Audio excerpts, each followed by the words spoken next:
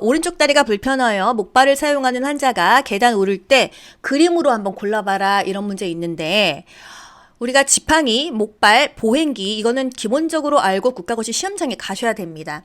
목발 올라갈 때 뭐라고 했죠? 건강 세트 기억하시라고 했죠? 건강은 뭐예요? 건강한 다리. 세트는 불편한 다리와 목발이 동시에 가는 게 세트예요. 그래서 계단을 오를 때 그림 어떤 거 고르면 되냐?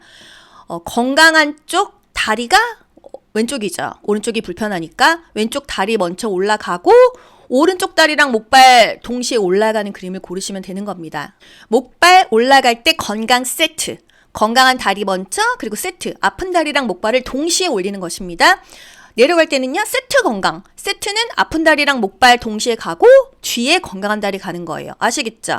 올라간다 내려간다 말이 없으면 여러분이 헷갈리세요. 그냥 평지라고 생각하셔야 됩니다. 그거는 세트 건강이고요. 올라갈 때 건강 세트예요. 그래서 올라갈 때 목발 올라갈 때 건강 세트만 기억하세요. 목발 보행의 원칙. 머리를 들고 앞을 보면서 걷는다. 등은 곧게 펴고 발목과 고관절은 구부린다.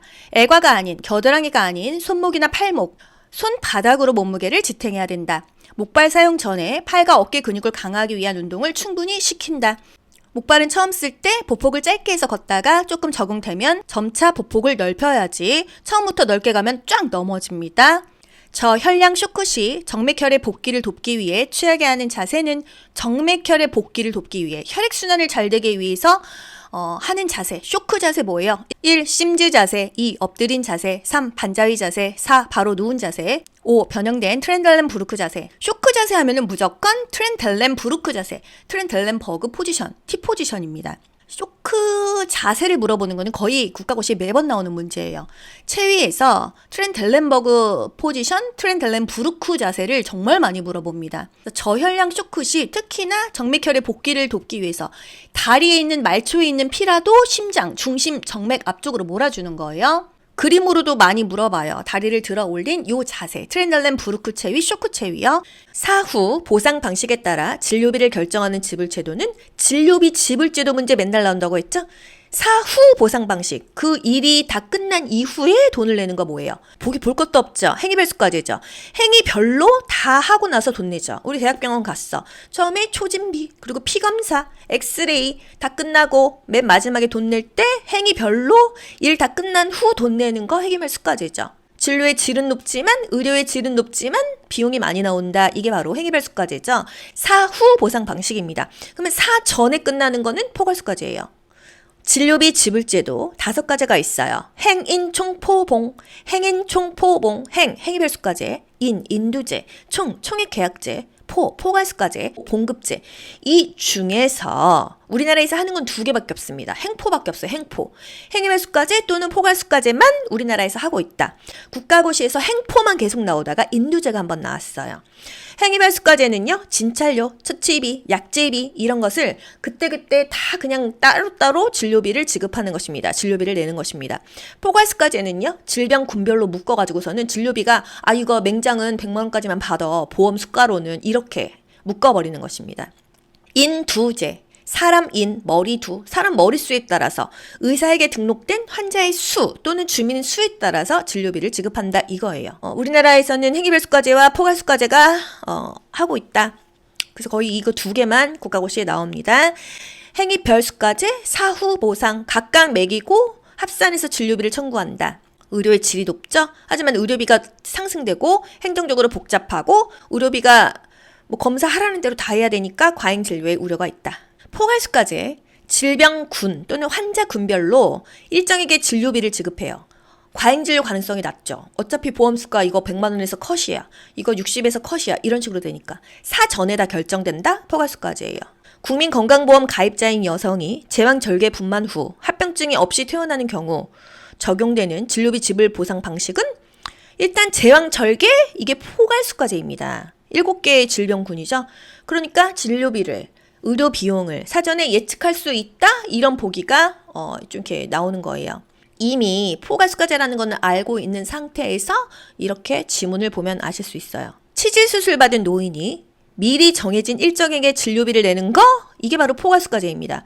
포괄수까지는요. 7개 뭐 해줘요? 백내장, 또 충수절제술, 맹장, 그 다음에 자궁수술, 제왕절개, 항문수술, 치질이죠. 요 정도만 아시면 돼요. 가장 많이 나오는 거 뭐 백내장, 또 맹장, 제왕절개, 치질. 이제 우리나라에서 수정체 수술을 받고 이게 바로 백내장이죠. 수정체 하면은 그냥 바로 포괄수과제 가시면 됩니다. 종합병원에서 충수절제술을 받은 환자, 충수절제술, 포괄수과제. 근데 보기에 포괄수과제가 없어. 그럼 포괄수과제 설명은 뭔가? 진료비 청구 및 심사 업무가 간소화된다. 간단한 거. 미리 그냥 다 사전에 금액을 묶어놨으니까 간단하죠? 이게 바로 포괄수과제고요. 복잡한 거. 그건 해결별수과제입니다. 제왕절개 하면은 포괄수과제. 사전에 한다.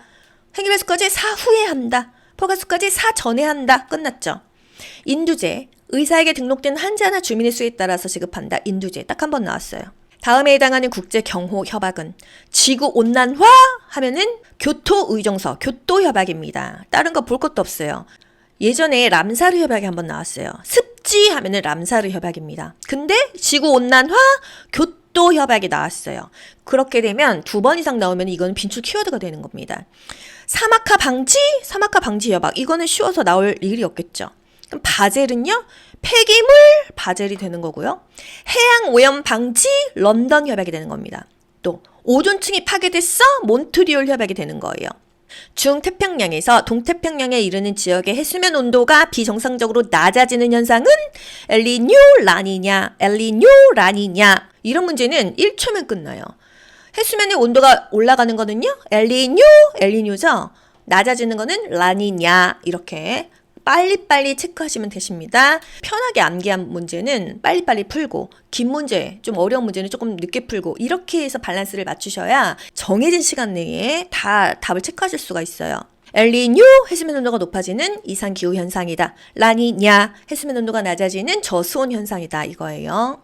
많은 사람이 일정한 공간에 밀집되어 있거나 산소가 불충분한 실내에 장시간 밀폐되어 있을 때 농도가 증가하여 군집독 일으키는 거 보기 볼 것도 없죠. 군집독 이산화탄소입니다. 실외 하면 틀려요. 하지만 실내 공기 오염일 때 이산화탄소예요. 실내 공기 오염에 문제가 되는 게 이산화탄소입니다. 창문 열어서 환기하면은 문제가 없거든요. 그래서 실내 공기 오염의 지표가 이산화탄소예요. 군집독, 일정한 공간에 다수인이 밀집되어 있어. 간호조무사 학원에 50명씩 있는데 창문 닫고 있어. 진짜 군집독 오거든요. 속이 메스껍고 구토 나오려고 그러고 머리 아파요. 저 학원 다닐 때 그랬어요. 그래서 쉬는 시간마다 그냥 창문 열었다가 뒤에 있는 애들은 또 춥다고 난리쳐서 또 쉬는 시간 끝나고 수업할 때마다 창문 닫고 저 완전히 창문 열고 닫고 하루 종일 했잖아요. 군집독을 심하게 느끼는 사람들이 있습니다. 공기에 민감한 사람들. 병원 환경에서 가장 중요한 거 환기예요. 환기. 정상적인 공기 정상의 변화입니다. 비정상적인 공기 정상의 변화가 아니라 정상적인 공기 정상의 변화가 있는 게 군집독이고 실내 공기 오염의 발생도 실외가 아닙니다. 실내 공기 오염의 지표가 이산화탄소예요. 대기의 오염이 아닙니다. 실내.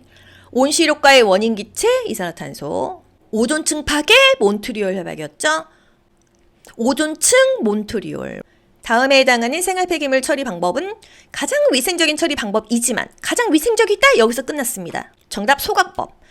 주변 지역의 공기를 오염시킬 수 있죠. 그 소각하면 태우면 그 연기 때문에 전선이나 비닐을 처리하는 과정에서 인체에 유해한 다이옥신이 방출된다. 태웠을 때 소각법일 때 이런 현상이 발생됩니다.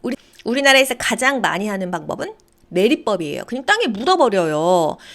단순할 수는 있지만 일단 땅이 이제 좁아가지고 더 이상 처리할 데가 없고 소각은 가장 위생적인데 왜 안 해요? 돈이 많이 든대요. 이 소각장도 만들어야 되고 이게 태워야 되니까 연료가 드니까 공기 오염은 있을 수 있지만은 그래도 가장 깔끔하죠. 부피가 많이 줄어버리니까. 우리나라에서 가장 많이 쓰는 쓰레기 처리법 매립법이다. 우리나라에서 가장 많이 생기는 식중독균, 포도상, 구균, 포도, 알균.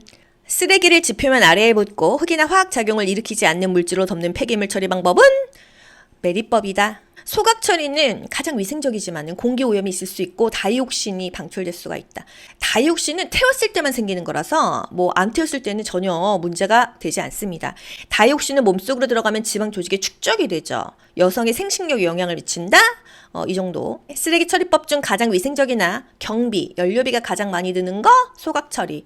의료 폐기물은 사실 소각 처리가 가장 좋죠. 퇴비 처리도 국시 한번 나왔어요. 퇴비가 뭐예요? 음식물이나 낙엽을 처리하여 퇴비로 만드는 방법. 다음 A씨의 질병 요인으로 추측되는 것은 항공승무원 A씨는 급성 골수 백혈병으로 진단받음. 27년간 북극 항로를 이용하는 국제 운항 노선에서 근무한 경력이 있음. 가족력이 없고 채용 시 받은 건강 검진에서도 이상이 없었음. 그럼 한마디로 직업병이란 얘기죠. 1. 자외선, 2. 적외선, 3. 가시광선, 4. 레이저광, 5. 전리방사선. 전리방사선이래요. 여러분, 전리방사선이 뭐예요? 유해한 광선에 의한 직업병, 자외선에 의한 직업병, 적외선에 의한 직업병, 레이저광에 의한 직업병, 전리방사선에 의한 직업병이 있습니다. 빈혈, 암종, 비장이 손상되거나 림프구 감소증, 이런 것들이 온다. 불임증, 피부암, 탈모 같은 거. 급성 골수 백혈병이라고 했잖아요. 이거는 방사선, 전리방사선이다 이거예요. 직업병. 일하는 사람이 다 걸리는 병이에요? 아니에요. 특정 직업에 종사하는 근로자에게 발생되는 특정의 질병이 직업병입니다. 직업병은 하루아침에 생기는 게 아닙니다. 오랜 기간에 걸쳐서 점진적으로 발전하고 조기 발견이 어려워요. 노인성 질병하고 비슷하네요. 만성의 경과입니다. 특수 검진으로만 판별할 수가 있어요. 직업병, 개인 보호구를 착용하든지 정기적인 건강 검진을 해야 되고 작업 환경을 개선해야 됩니다. 똑같이 일을 했는데 A는 암에 걸리고 B는 암에 안 걸렸어요. 이유가 뭐냐? 이런 문제 있거든요. 개인 보호구를 했냐 안 했냐의 차이입니다. 여러분 반복해서 꼭 보건간호와 꽈락 없이 좋은 점수를 합격하시기 바랍니다. 보건교육의 내용에 관한 사항으로 옳은 것은 1. 어려운 것에서 쉬운 순으로 구성한다. 2. 대상자의 경험이나 교육 수준을 고려해 선정한다. 3. 광범위하고 전문적인 내용으로 선정한다. 4. 교육자의 요구와 흥미에 따라 선정한다. 5. 추상적인 것에서 구체적인 것 순으로 구성한다. 정답은요? 2번이죠. 대상자의 경험이나 교육 수준을 고려해서 선정한다. 돌아가면서 문제가 한 문제는 꼭 나오는데요. 보건교육 시 우선 고려할 요소. 그냥 교육을 할 때 우선 뭘 고려해야 될까요? 그 교육 받는 사람이 그 교육이 필요한가를 생각해야 됩니다. 간호조무사 자격증 따는 사람이나 이 귀간조 듣지 일반 대한민국 국민이 들어요? 안 들어요. 금연 교육이야. 저 담배 안 피거든요. 제가 그 교육 받을 필요 있어요? 없어요. 그렇기 때문에 교육은 반드시 그 교육 대상자들이, 피교육자들이 흥미가 있어야 되고 능동적으로 참여할 수 있는 내용을 함께 해야 된다 이 얘기입니다. 이해 가시죠? 대상자의 경험이나 교육 수준을 고려해서 선정한다. 교육 대상이 유치원생이에요. 또는 교육 대상이 4060이에요. 그 교육의 내용이 완전히 달라지겠죠? 대상자의 경험이나 교육 수준, 나이, 연령, 성별, 직업 이런 것들을 다 고려해서 선정한다. 말이 조금씩 바뀌어도 여러분 캐치하셔야 돼요. 학습 과정의 순서. 일단 강의를 30분을 한다고 쳐봅시다. 여러분이 주의 집중을 해서 흥미를 느껴야지 이 교육이 머릿속에 쏙쏙 들어가서 내 태도가 바뀌고 실천을 하게 돼요. 보건교육은 지역사회에서 포괄적이고 중요한 업무이다. 그 나라의 국민들이 기본적으로 손 씻기, 마스크 쓰기, 몸이 안 좋을 때는 병원 가기 이런 교육이 안 돼 있으면은요, 그 나라가 뒤숭숭해집니다. 포괄적이면서 굉장히 중요한 업무라는 거예요. 이 교육을 하는 목표는 뭘까요? 결국은 뭔가 알려주면 행동이 변하는 거예요. 지식을 알려주면 태도가 변하고 태도가 변하면 행동이나 습관이 변한다. 이게 바로 모든 교육의 목표입니다. 보건에 대한 지식, 태도, 행동의 변화를 가져온다 또는 실천을 하기 위해서 결국은 액션, 행동하기 위해서 모든 것을 가르쳐주는 것입니다. 보건교육의 진행 방향, 쉬운 것에서 어려운 것으로 간다. 과거부터 알려주고 최신으로 간다. 구체적인 거 먼저 알려주고 추상적인 것까지 또 단순한 거 먼저 알려주고 복잡한 것으로 직접적인 거 알려주고 간접적인 것, 친숙한 거 먼저 알려주고 낯선 것으로 간다 이거예요. 보건교육하는 목적, 국민들아 내가 이런 거 저런 거 알려줬으니까 니네 스스로 건강을 유지 증진해, 스스로 건강해 이거예요. 나라에서 지금 국민이 몇 천만 명인데 일일이 다 그거를 건강을 케어할 수 있어요? 없죠. 스스로 건강을 지켜라 이겁니다. 이게 바로 교육의 목적, 보건교육의 목적이에요. 이 교육을 받는 대상자는요, 전 국민이죠. 그 지역사회 주민 전체가 대상자가 되는 것입니다.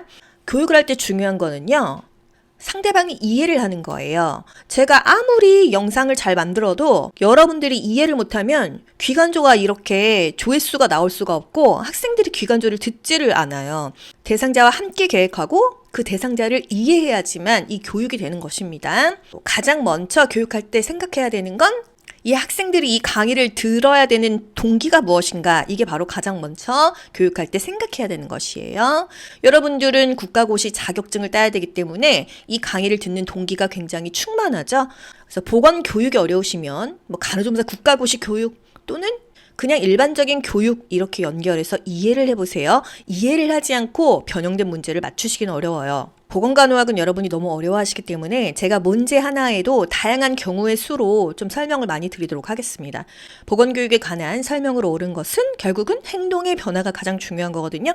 보건에 대한 지식, 태도, 행동의 변화를 가져오게 하는 게 보건교육의 목표죠.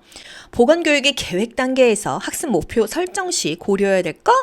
구체적이고 명료한 행동 용어로 진술한다 이런 것도 나올 수 있어요. 보기 5개 중에서 가장 좀 맞는 말이다 하는 것을 고르시면 되겠습니다. 개별 보건교육을 실시할 때 주의사항으로 옳은 것은 개별적인 보건교육을 실시한대요. 면담이나 상담이 될 수 있겠죠? 1. 대상자와 상호작용을 적게 한다. 2. 대상자의 수준에 맞는 어휘를 사용한다. 3. 대상자의 부정적 감정 표현을 외면한다.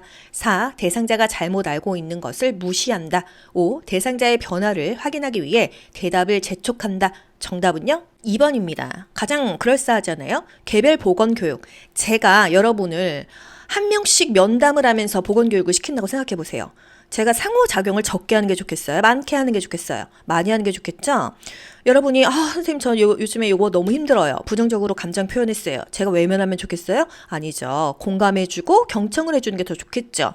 또 여러분이 잘못 알고 있는 것을 제가 무시하면 어떻게 되겠어요? 이게 교육이 되겠어요? 잘못 알고 있는 것은 또 알려줘야겠죠. 또 대상자의 변화를 확인하기 위해 대답을 재촉한다? 여러분 지금 몇 점 맞으셨어요? 지금 기간조 들으셨어요? 공부 좀 많이 하셨어요? 성적 올랐어요? 안 올랐어요? 제가 이렇게 재촉하면은 안 되겠죠? 이 시간을 가지고 여러분이 비법서를 보시고 문제풀이 하시고 영상 보시고 이게 스텝 바이 스텝으로 점점 좋아지는 거지 막 하루 만에 좋아지는 거 아니거든요. 똑같아요. 보건교육도 마찬가지다. 항상 이렇게 상황을 나에게 적용시켜서 시뮬레이션 하면서 문제를 맞춰보세요. 틀리기가 어렵습니다. 아시겠죠? 대상자의 수준에 맞는 어휘를 사용한다. 여러분이 왜 기관조 좋아하세요? 쉬운 용어로 내가 알아들을 수 있게 설명해 주니까. 그쵸? 그래서 개별적인 교육은 이런 게 좋다는 거예요. 달달달달 암기를 하지 않아도 이제 이해가 되시고 이런 문제 푸실 수 있으시죠? 다음에 해당하는 보건교육 평가 도구의 조건은 보건교육의 평가 도구가 나왔습니다. 평가 도구에 보건교육의 목표나 기준이 얼마나 잘 포함되어 있는지를 측정해내는 정도를 의미함. 이게 뭘까요? 1. 타당도 2. 신뢰도 3. 객관도 4. 실용도 5. 성취도 교육을 하고 평가하는 그 도구가 있는데 신뢰도, 타당도, 객관도라는 게 있어요. 신뢰도는 국가고시에 한두 번 나왔습니다. 직전국시에 타당도가 나온 거예요. 예를 들어서 뭔가를 평가를 하는데 반복해서 해도 이 사람이 계속 그 평가에 대해서 결과가 똑같아. 반복 시행해도 같은 결과가 나온다? 신뢰할 만하네. 인간도 마찬가지입니다. 저 사람이 오늘 행동이 이랬다가 내일 너무 게 달라지고 이러면 그 사람은 신뢰도를 잃어요. 항상 한결같은 사람이 신뢰도가 있거든요. 루틴이 규칙적인 사람 마찬가지입니다. 평가를 할 때도 같은 문제를 2번 이상 반복 시행해도 결과가 같다면 신뢰할 만하다. 얼마나 정확하고 오차가 없는지 한결같다 이거죠. 그러면 신뢰도로 갑니다. 타당도는요. 뭔가 타당해야 돼요. 그쵸? 말 속에 뜻이 있잖아요. 뭐가 타당해야 되냐? 예를 들어서 당뇨 환자에게 인슐린 주사 맞는 것을 교육을 했습니다. 그리고 고혈압 환자에게 아침마다 혈압 재는 것을 교육을 했어요. 당뇨 환자에게는 인슐린 주사 맞는 그런 평가를 해야 되는데 당뇨 환자한테 혈압 재게 시키고 고혈압 환자한테 인슐린 주사 놓게 시키고 이거는 뭔가 타당하지가 않죠. 그렇게 그냥 기억하세요. 타당도는 측정 도구가 재려고 의도한 것을 어느 정도 충실하게 재는지 평가 도구에 보건교육의 목표나 기준에 얼마나 잘 포함되어 있는지를 측정해낸다. 말 자체는 어렵지만 당뇨 환자는 인슐린 주사, 혈압 환자는 혈압 재는 거. 그게 바로 타당하다 이렇게 기억하세요. 신뢰도는 결과가 계속 같다는 거. 타당도는 좀 타당하게 측정해라. 이렇게만 기억하시면 되겠습니다. 치과 진료기구 중 천공기 엑스카베이터의 주된 용도는 천공기 이것 좀 생소한 용어입니다. 1. 충치의 깊이 파악 2. 구강 내 고인 액체 흡인 3. 충치가 진행된 상아질 제거 4. 보존 치료를 위한 소형 재료 삽입 5. 잘 보이지 않는 구강 안쪽의 치아 관찰 정답은요? 3번이거든요. 상아질을 제거한다. 우리가 알고 있는 거 충치를 제거하는 거는요. 핸드피스 배웠었어요. 그러면 천공기가 혹시 핸드피스 아니야? 유추를 할 수 있습니다. 천공기라는 뜻 자체를 사실 우리는 배운 적이 없거든요. 충치의 깊이를 파악한다. 이건 뭐예요? 탐 탐침이잖아요. 찔러보는 거. 구강 내에 고인 액체를 흡입한다? 이거는 석션기잖아요. 보존 치료를 위한 소형 재료를 삽입하고 빼고 넣었다 뺐다 하는 거 핀셋이잖아요. 잘 보이지 않는 구강 안쪽의 치아를 관찰하는 거 거울이죠. 치경이잖아요. 그러면 이거는 답을 유출할 수가 있어요. 천공기가 뭔지를 몰라도요. 치과 진찰실의 표준기구 핀셋 여러분 다 아시죠? 탐침 두 번째 세 번째 이렇게 생긴 거 치아의 이 깊이 또 잇몸이 얼마나 이렇게 떠 있나 이런 거 살펴봅니다. 치경 거울이죠? 스케일링 할 때 스케일링하는 선생님들이 간호조무사 또는 치위생사들이 이 치경으로 이 설측 치아의 안쪽을 보면서 거울로 비친 걸로 이렇게 스케일링을 하는 것입니다. 탐침은 충치의 깊이나 치아 동요도를 체크한다. 핀셋은 이물질을 빼거나 치과 재료를 집어넣는다. 치경 거울이죠. 뺨을 제끼든지 혀를 제끼든지 환자도 보호하고 이 의사의 시야도 확보하고 유니체요. 진료실에서 이 체어가 없으면 환자를 못 받아요. 그래서 가장 중요하다. 이렇게 생겼습니다. 오른쪽에 핸드피스가 쫙 이렇게 바가 있는데 보통은 이렇게 다 돌려가지고 뺄 수가 있어요. 이 바도 뾰족한 거 또 이렇게 둔하게 이렇게 두툼해갖고 그냥 이렇게 깎기만 하는 거 다듬는 거 종류가 여러 가지 있습니다. 우리가 하는 게 아니에요. 치과 의사들이 하는 거예요. 여기서 말하는 천공기는 저는 핸드피스라고 생각합니다. 구강 내에서 치질을 삭제하는 기구이다. 치아의 썩은 부위를 깎아낸다. 그러니까 상아지를 깎아냈죠. 그쵸? 천공 말 그대로 구멍을 뚫는 기계예요. 그래서 치과에 핸드피스에 붙여서 사용하는 바라고 생각하시면 되겠습니다. 이렇게 꼈다 뺐다 하는 거. 핸드피스는요, 고속 핸드피스와 저속 핸드피스가 있어요. 이 고속은 말 그대로 이렇게 빨리 치아를 많이 깎아야 될 때, 저속은요, 다듬을 때 씁니다. 우리 치아의 교환면을 다듬는다든지, 의치를 다듬는다든지 할 때, 씁니다. 3웨이 실린지. 3웨이. 길이 세 가지다 이거예요. 공기만 나오는 거, 물만 나오는 거, 공기물 같이 나오는 거, 바람도 불어보고, 시리세요? 이런 거 하잖아요. 그리고 스케일링 할 때 물도 막 나오잖아요. 예. 석션기, 진공 흡입기예요. 이거는 일회용을 많이 씁니다. 만약에 이거를 멸균한다 하더라도 고무는 원래 고이오가스 멸균하지만 치과에서는요, 그냥 고압 증기 멸균기 오토클레이브에 돌립니다. 라이트는요, 입안을 비추는 조명이고요. 예, 조명입니다. 이 치아 구강 안이 잘 안 보이기 때문에 직원이 이렇게 해가지고선 입안을 환하게 비춰줘야 의사가 잘 보거든요. 이게 라이트고요. 치경은 혓바닥 안에, 구강 안에를 보는 조그만 거울이에요. 임종을 앞둔 환자를 위한 간호보조 활동으로 옳은 것은 1. 가죽의 면회를 제한한다. 2. 병실의 조명은 어둡게 한다. 3. 체위 변경을 규칙적으로 시행한다. 4. 환자와 대화 시 큰 소리로 말한다. 5. 실내 온도는 30도 이상을 유지한다. 정답은요? 3번 체위 변경을 규칙적으로 시행한다. 임종을 앞뒀지만 오늘 죽을지 한 달 후에 죽을지 모르거든요. 체위 변경은 2시간마다 규칙적으로 시행해 주세요. 가족의 면회를 제한하지 않는다. 임종이라는 거는요. 언제 죽을지 모릅니다. 사실 그때 할 수 있는 게 자기가 좋아했던 친구, 가족들 얼굴 보는 거예요. 면회를 제한하지 않고요. 병실의 조명은 어둡게 한다. 긴가민가 하죠? 차분한 조명 우리 어디서 이런 거 봤는데 요양보호사에서는요. 임종 시에 조명을 너무 환하게 하지 말고 약간 차분하게 해라 이런 표현이 있거든요. 근데 간호조무사는 아닙니다. 시력이 약해지니까 잘 안 보이니까 방을 밝게 해주래요. 그래서 이게 방이 밝은 게 맞냐 어두운 게 맞냐 이렇게 생각하지 마시고요. 보기 5개 중에서 가장 근접한 것을 답으로 고르시면 되겠습니다. 환자와 대화 시 큰 소리로 말한다? 귀가 안 들리더라도요. 조용히 낮은 목소리로 또박또박 말하는 거예요. 실내 온도 30도 이상을 유지한다? 병실에서는 21도, 22도, 23도 정도로만 유지를 하고요. 사실 환자가 있는 집은 온도를 30도까지도 올리기도 합니다. 요양보호 대상자 같은 경우는 집의 온도가 30도씩 되는 집이 많아요. 하지만 여기서는 병원을 생각해 보세요. 간호보조 활동을 하니까요. 실내 온도는 21, 2, 3도 정도로 생각하시면 되겠습니다. 임종을 앞둔 환자를 위한 간호보조 활동, 가족의 면회를 제한하지 않는다. 사실 그때는 가장 보고 싶은 게 가족이죠. 독방을 주어 개인성을 유지하되 혼자 있게 하지 않는다. 병실의 조명, 시력이 약해짐으로 방은 밝게 해준다. 청각은 늦게까지 남아있으므로 조용히 하고 또 이야기는 함부로 하지 않는다. 다 듣고 있어요. 죽고 나서도 청각이 살아있어서 자식들이 뒤늦게 왔어도 아빠 사랑했어요. 감사해요. 정말 저를 이렇게 키워주셔서 감사합니다. 편안하게 가세요. 다 듣고 계신데요. 체위 변경은 규칙적으로 시행한다. 욕창 예방을 위해서 체위를 변경시키고 머리를 약간 높여준다. 환자와 대화 시 큰 소리로 말하지 않고 정상 음성으로 명확하게 한다. 한다. 실내 온도 21, 2, 3도 정도를 유지한다. 간호조무사는 환자의 말에 관심을 보이며 잘 경청하고 공감해준다. 욕창 예방 간호보조 활동은 1. 6시간마다 자세를 변경해준다. 2. 붉어진 피부에는 마사지를 해준다. 3. 상처 배액물로부터 피부를 보호해준다. 4. 침상머리를 60도 이상 올린 상태로 유지한다. 5. 견갑골이 압박되지 않도록 바로 누운 자세를 취하게 한다. 정답은요? 3번. 상처 배액물로부터 피부를 보호해준다. 욕창은 지속적인 피부 압력으로 발생합니다. 예를 들어서 계속 누워있는데 이 침구류의 지퍼 꼬다리 같은 게 살에 눌리면 그 부분이 상처가 나기 시작하면서 욕창으로 발전이 되죠. 그래서 계속 눌려있으면 압력 때문에 욕창이 생깁니다. 아비 환자나 부동 환자, 움직일 수 없는 환자는 체위 변경이 스스로 안 되기 때문에 욕창 발생 위험이 굉장히 높죠. 또 기저귀를 차고 있기 때문이죠. 스스로 자세를 변경할 수 없는 환자의 욕창 예방법, 바닥을 평평하게 주름을 펴준다, 이런 것들이 압력을 예방하기 때문에 욕창 예방이 되는 거예요.